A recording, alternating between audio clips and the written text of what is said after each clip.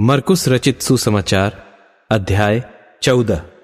2 दिन के बाद फसह और अखमीरी रोटी का पर्व होने वाला था और महायाजक और शास्त्री इस बात की खोज में थे कि उसे क्यों कर छल से पकड़कर मार डालें, परंतु कहते थे कि पर्व के दिन नहीं, कहीं ऐसा न हो कि लोगों में बलवा मचे।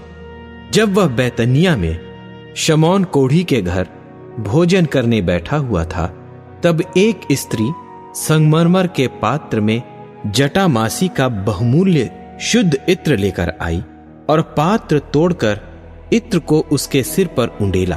परंतु कोई कोई अपने मन में रिसिया कर कहने लगे, इस इत्र को क्यों सत्यानाश किया गया, क्योंकि यह इत्र तो 300 दिनार से अधिक मूल्य में बेचकर कंगालों को बांटा जा सकता था। और वे उसको झिड़कने लगे। यीशु ने कहा, उसे छोड़ दो, उसे क्यों सताते हो? उसने तो मेरे साथ भलाई की है। कंगाल तुम्हारे साथ सदा रहते हैं और तुम जब चाहो तब उनसे भलाई कर सकते हो, पर मैं तुम्हारे साथ सदा न रहूंगा। जो कुछ वह कर सकी उसने किया। उसने मेरे गाड़े जाने की तैयारी में पहले से मेरी देह पर इत्र मला है। मैं तुमसे सच कहता हूं कि सारे जगत में जहां कहीं सुसमाचार प्रचार किया जाएगा, वहां उसके इस काम की चर्चा भी उसके स्मरण में की जाएगी। तब यहूदा इस्करियोती, जो 12 में से एक था, महायाजकों के पास गया कि उसे उनके हाथ पकड़वा दे। वे यह सुनकर आनंदित हुए और उसको रुपये देना स्वीकार किया और यह अवसर ढूंढने लगा कि उसे किसी प्रकार पकड़वा दे।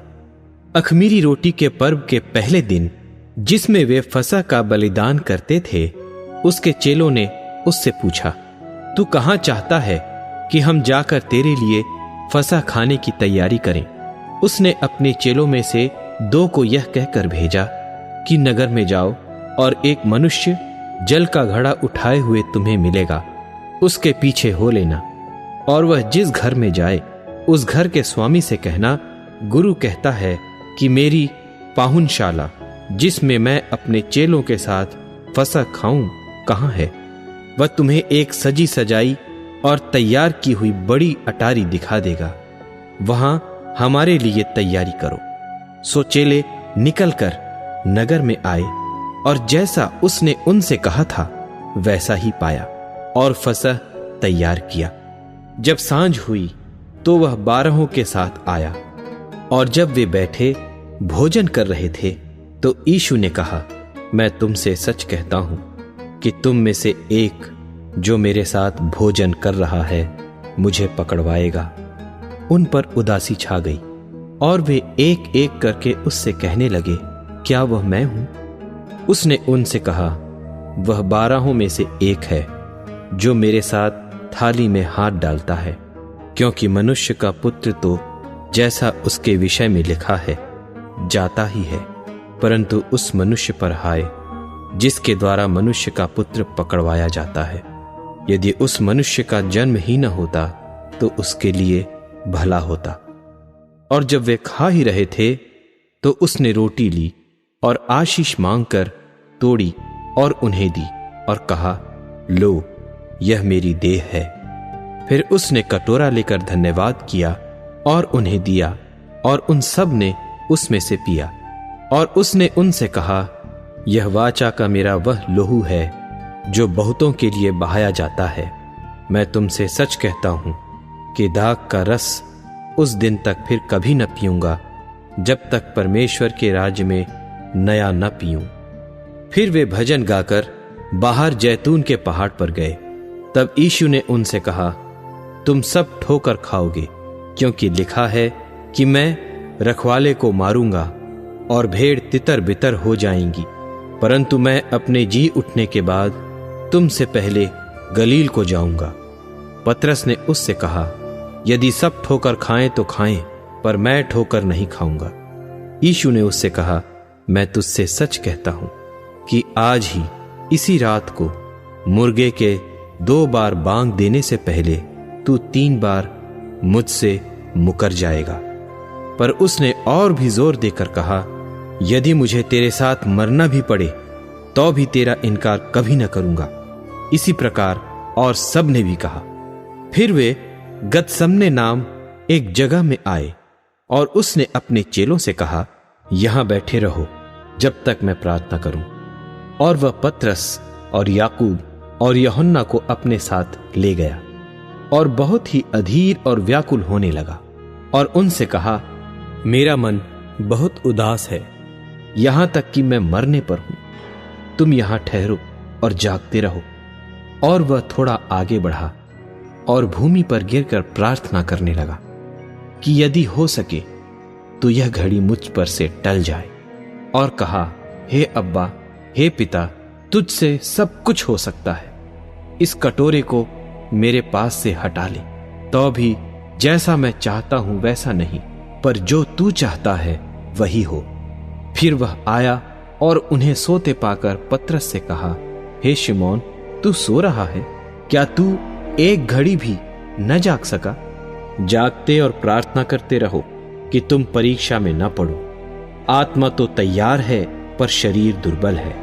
और वह फिर चला गया और वही बात कहकर प्रार्थना की और फिर आकर उन्हें सोते पाया, क्योंकि उनकी आंखें नींद से भरी थीं और नहीं जानते थे कि उसे क्या उत्तर दें। फिर तीसरी बार आकर उनसे कहा, अब सोते रहो और विश्राम करो, बस घड़ी आ पहुंची।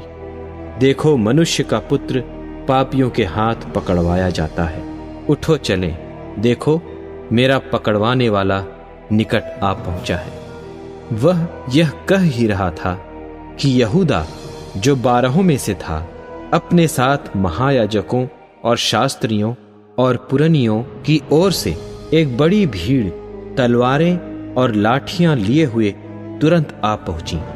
और उसके पकड़वाने वाले ने उन्हें यह पता दिया था कि जिसको मैं चूमूं वही है, उसे पकड़कर यतन से ले जाना।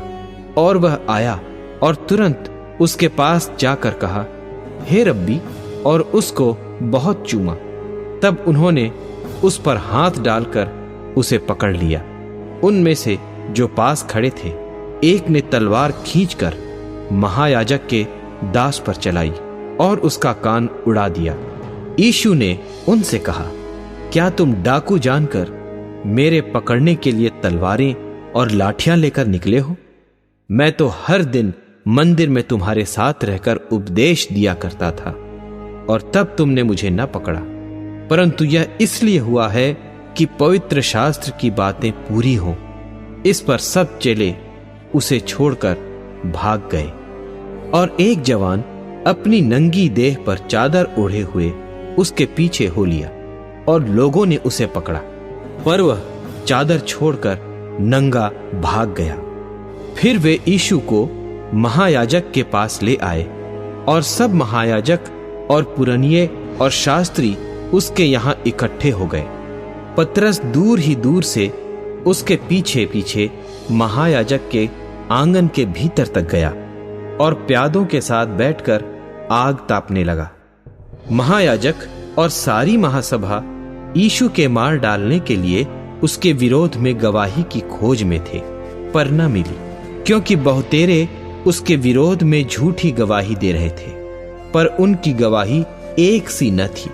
तब कितनों ने उठकर उस पर यह झूठी गवाही दी कि हमने इसे यह कहते सुना है कि मैं इस हाथ के बनाए हुए मंदिर को ढा दूंगा और 3 दिन में दूसरा बनाऊंगा जो हाथ से न बना हो। इस पर भी उनकी गवाही एक सी न निकली।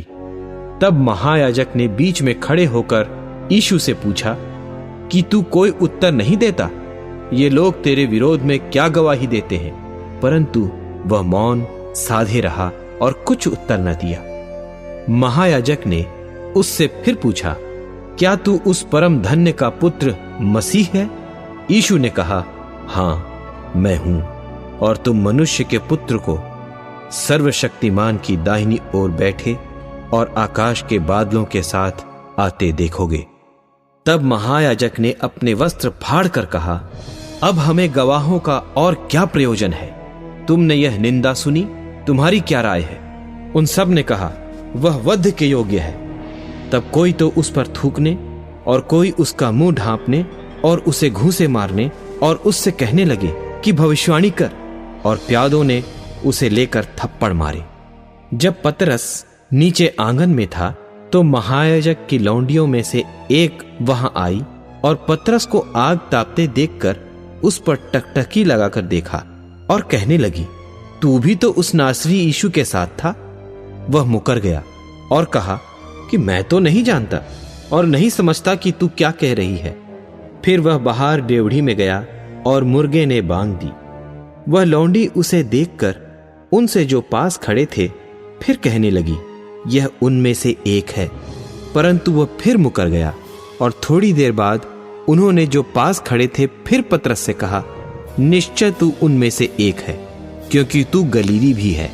तब वह धिक्कार देने और शपथ खाने लगा कि मैं उस मनुष्य को जिसकी तुम चर्चा करते हो नहीं जानता। तब तुरंत दूसरी बार मुर्ग ने बांग दी। पतरस को वह बात जो यीशु ने उससे कही थी स्मरण आई कि मुर्ग के 2 बार बांग देने से पहले तू 3 बार मेरा इनकार करेगा। वह इस बात को सोचकर रोने लगा।